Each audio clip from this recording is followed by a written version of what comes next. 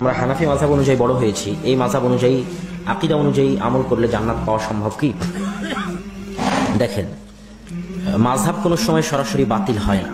প্রত্যেক মাযহাবই কিছু কিছু ভুল ত্রুটি থাকে, প্রত্যেক মাযহাবই কিছু কিছু সঠিক জিনিস থাকে। তো মাযহাব কোনো সময় পূর্ণাঙ্গ কোনো মাযহাব সম্পূর্ণরূপে বাতিল এইভাবে বলা যায় না, এটা আমরা বলতেও পারি না। কিন্তু আমরা আপনাকে এতটুকু আবেদন জানাবো যে আপনি যেটাই আমল করেন, যে মাযহাবেরই আমল করেন, আপনি নিজেকে হানাফি বলেন, হানাফি মাযহাবেরই আমল করেন, কিন্তু সেটা কোরআন এবং হাদিস অনুযায়ী যাচাই বাছাই করে করিয়েন।